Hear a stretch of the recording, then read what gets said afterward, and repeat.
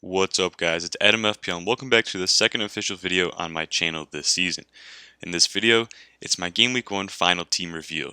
So I just wanted to say that I know I haven't been making a lot of content this preseason, and that's partly due to because I've been enjoying the time off in the summer. I've been busy with preparing for college, and I've also been spending a lot of time with family and friends, and to be honest, I've quite enjoyed the time off. Another reason is that I've also didn't want to make many videos because there's always so much speculation and changes during the preseason with transfers, with injuries, and all this stuff, and I didn't want to make a video that would soon get outdated because of some transfer rumors, so I kind of wanted to wait as late as possible with my videos.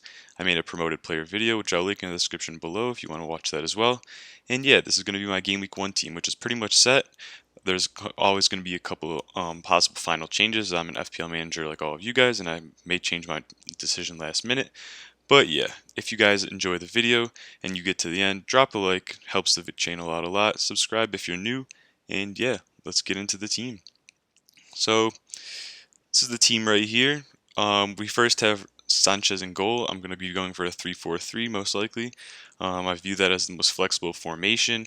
I think that this team covers most price points pretty solidly, and I'll go through my picks kind of one by one, and then I'm going to kind of go to the transfer page and show you what my other thoughts are at the moment. But yeah, first we have Sanchez in goal with Gunnarsson.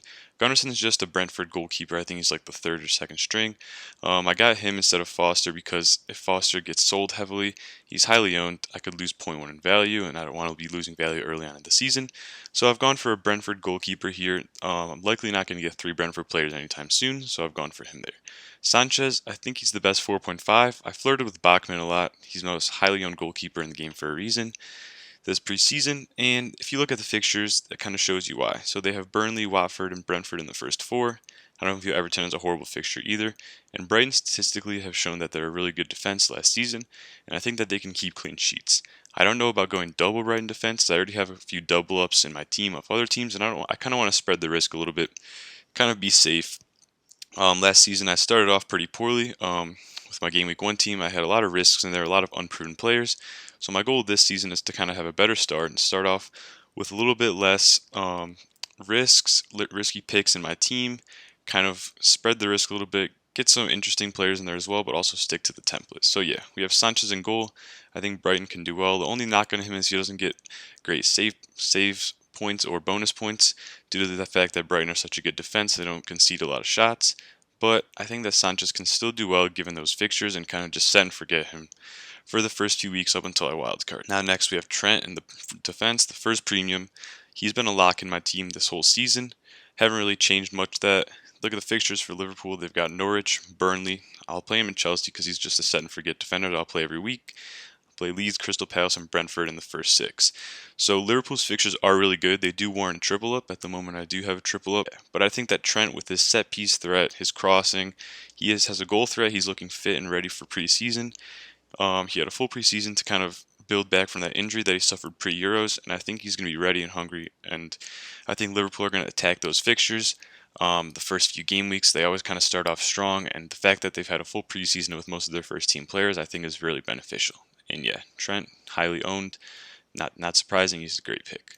We then have Shaw, Luke Shaw, actually the highest owned player in the game, owned by over 50% of the game, which I kind of find pretty interesting. I actually don't think he's been a lock. I think that obviously he's a great pick, but I also think that I have some reservations about him. But yeah, he's on the team currently, 55% owned. He's 5.5 million. Man United do have great fixtures for the first 7 game weeks. They play Leeds, Southampton, Wolves, Newcastle, Aston Villa, and Everton. West Ham is kind of a tougher fixture. But yeah, I think Luke Shaw, with his creativity, the chances and assists that he creates, I think that it's a really good price point at 5.5, and I think that United kind of are going to start off strong. They've strengthened their team, and I think that Luke Shaw can create a lot of chances, and also Man United do have a decently solid defense. Hopefully Henderson comes back soon, as he is the better goalkeeper over De Gea. And I think that with the Varane signing, I think that the defense will be strengthened. And yeah, I just kind of like Luke Shaw as a pick and at his price point. Next up, we have Tsimikas of Liverpool versus Norwich in Game Week 1. Now, this is kind of a little bit of a controversial pick for many reasons. So obviously, if we look into it first, he's a 4 million defender playing for Liverpool, left back because of Robertson's injury. What more could you ask kind of with these fixtures, right? And yeah, I think with Robertson's injury, I think it's looking a little less severe than it first looked. So I think he's going to be out kind of the first month of the season. And I'm thinking that Tsimikas is a risk worth taking. I mean, at 4 million, you're really not going to get much better. You've got these fixtures. He's basically like a Liverpool defender, so you're going to want to play him these first few weeks. I think that you wouldn't really bench him versus Chelsea. I think if he's playing in the Liverpool team week in, week out, he had an assist to Firmino in preseason. He's looked good. I think that this is his chance to kind of show that to Klopp that he belongs in the team, and I think that he could be a good pick. The thing is, though, with Tsimikas is that if kind of Mane or Firmino or someone get injured and Jota just slots in there, it kind of blocks you out from that Jota spot, and you're going to have to kind of use extra transfers to get this guy out because he'll block your up that third Liverpool spot. So that's the main issue, and you're going to kind of be wasting a transfer on a 4 million defender, which isn't ideal. But I think that for these first 3 weeks, even maybe 4, I think that the potential is just too great. And I think with Jota's rotation risks, I think that Tsimikas is kind of a risk worth taking. Just a little bit of kind of a punt for me. Could not work out as well as I would think, but it remains to be seen. We then go into the midfield, and we have Bruno Fernandes, Salah, Gundogan, and Rafinha. So let's first talk about the two big guys. Fernandes and Salah have been in my team for most of the preseason, if not all of it. I really like Fernandes as a pick personally because at his price point, you can downgrade him to anyone after. These United fixtures, like I said with Shaw, look good for these first 6 or 7. Once kind of Chelsea's fixtures turn, if Bruno Fernandes isn't performing the best, you can always kind of use him as a cash cow to go to like a Lukaku or a Kane once Chelsea's fixtures turn. And the thing I also like about Fernandes is he's on penalties. He looks all right in preseason. He's going to be kind of motivated to kind of turn his form around after that poor end of season form in the Prem last season and the horrific Euros. So I think that Bruno Fernandes, who's also captaincy material in game weeks 3 and 4, when there perhaps aren't two great captaincy options otherwise, like with Salah and the Liverpool guys and whatnot, I think that Bruno Fernandes is a mainstay in my team for now, at least in the beginning of the season. Then I have Mo Salah. Not much to talk about here. He's going to be my captain game week 1 against Norwich. Liverpool got amazing fixtures. He's the talisman of Liverpool and for a good reason. On penalties, plays on the wing, always shooting and looking for ways to score and assist. I think that you got to have Salah on the team. Now, this is the one spot, this Gundogan slot here, this 4th midfield slot that I'm kind of wary about. I don't know who to put here. There could be Barnes here, there could be Greenwood, there could be Jota here, there could be a Benrahma here, there could be a ton of players here. But for now, I landed on Gundogan. So first of all, I'm on Gundogan because I like his price point 7.5. You can downgrade him or switch out to a Greenwood or Jota at the same price. You can downgrade him to a Barnes, a Benrahma, a Leeds attacker, Sar, whatever you want to call it. And I think that he's also kind of at a place where you can kind of downgrade the third striker, and if you want to go up to like a more premium third midfielder, you could do that as well. He's also a bit of a differential, which I kind of like, as my team is pretty template, and I think you got to have a little bit of fun in FPL and pick some players that you just kind of think are going to do well based on your own gut. And yeah, Gundogan, I think, will be playing the first few weeks. If we look at his fixtures here, tough fixture in game week 1, but then he's got Norwich. Arsenal, I don't think, is a very tough fixture. And Leicester aren't the greatest defensively. They're kind of sporadic. So I think that Gundogan will be playing these first few weeks with Kevin De Bruyne and Foden still out due to injury. And I think that he's just such a good player in the team. He added so much to it last season. With Pep, I think knowing that he'll probably slide into one of those midfielder slots, I think that Mars is a good pick as well. But I don't know if I have the room to justify 1.5 million when he kind of offers the same value as Gundo. Gundo possibly could be on penalties. And yeah, if we kind of look at let's look at some of the understat statistics that I kind of researched. So this first comparison here is between Gundo and Mason Greenwood. So looking at last season, we can kind of see similar minutes. Gundogan basically beats him in green in most of these stats except shots per 90, which makes sense as Greenwood is a winger and sometimes a striker. But he beats him in expected goals per 90, key passes per 90, expected assists per 90, and expected build-up. So Gundogan shows that he can be involved in the play. As he's shown in preseason, he's scored 2 goals. In another game, he's had 4 shots. So I think that Gundogan, especially with KDB out, could still even be playing that false 9. And I think he just slots into the team at some point. I think he'll get decent minutes. He still looks like he's kind of bombing forward, making those timed runs in the box. And yeah, here's another comparison with Gundogan to Jota. Basically beats him in pretty much all the similar statistics, key passes, expected assists, all that stuff, except A little lower in expected goals per 90, which makes sense as Jota just has an amazing kind of shot rate. He likes to shoot. He's always kind of in the box, and he has a nose for the goal. But it's not even that much of a difference, actually. If you look at it, it's pretty similar for what you're getting, and Jota is kind of a player that likes to get, or tends to get rotated a lot. Then we've got one more comparison here for Harvey Barnes. Pretty much beats him in all the stats again. Really close here in the shots per 90. But yeah, he beats him in expected goals, expected assists, and key passes per 90. And also, I think he's looking likely to get more minutes. I think that Barnes kind of isn't physically fit, according to what Rodgers said recently. And I think that with the three strikers that they have, I don't think he'll be playing as many minutes as people think in the beginning of the season. But we'll see. I still think Barnes could be a decent option, but I still don't think he's fully up to speed yet. But yeah, Gundogan kind of matches all these three guys, Greenwood, Jota, and Barnes, in pretty much most of the stats. So yeah, I like Gundogan as a pick and have him in right now. Rafinha, he's kind of been in my team as well all season. Leeds attacker. Don't have the best few first fixtures, but Rafinha is just kind of the guy that just loves to create. His expected assists are amazing. He's the creator of the team, and I think that Leeds are a type of team that can score against anyone.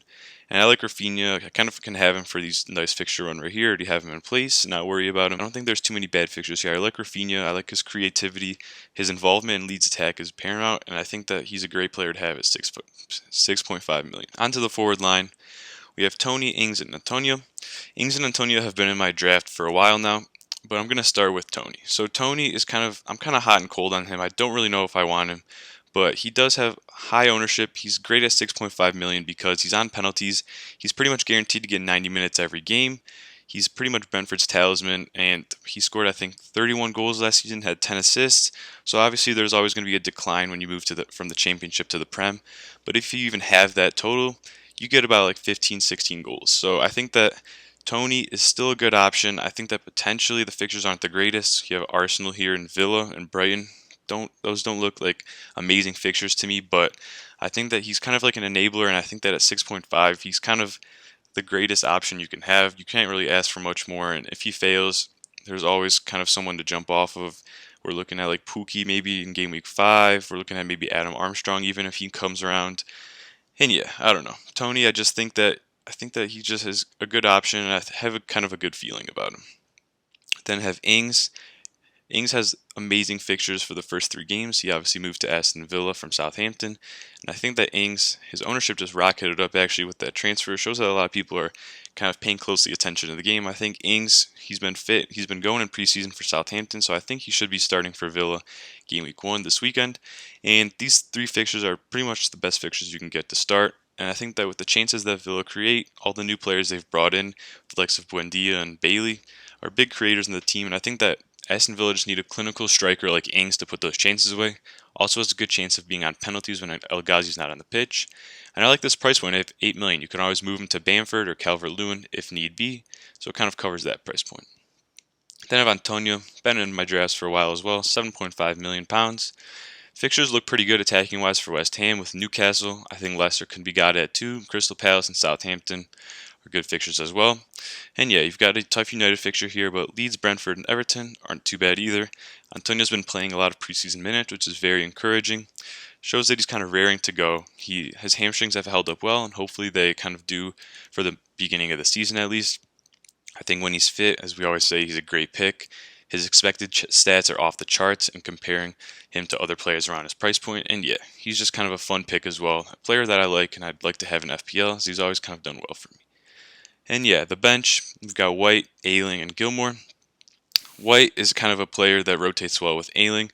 So if you look at Ben White, the first few fixtures aren't the best. They've got the nice Brentford fixture, but then they've got 2 tough fixtures in game weeks 2 and 3. But after that, the reason I've gone White is because they've got this great fixture run right here. And if Tsimikas kind of fails, if Robertson comes back after the international break in game week 3, then I can literally play Ben White in most of these fixtures, perhaps maybe not Spurs. But yeah, and then I've also got Ayling to rotate in when White has a tough fixture in game week 3. Ayling plays Burnley. And I like Ayling because he kind of underperformed his stats last year. He had 0 goals and 0 assists, which isn't very encouraging. But I think that Ayling underperformed, like I said, and I think that in a pretty Leeds attacking side, I think that he can get some good attacking returns, especially coming up with these nice fixtures right here. He's kind of a nice kind of budget pick. attacking 4.5 million defender, and a team that I think will score quite a few goals. So yeah, I kind of like Luke Ayling. Rotates well with Ben White. And yeah, it gives me two 4.5 options on the bench when Simikas kind of doesn't play anymore. We then have Gilmore as a 4.5. Could be Brownhill. I'm not too decided.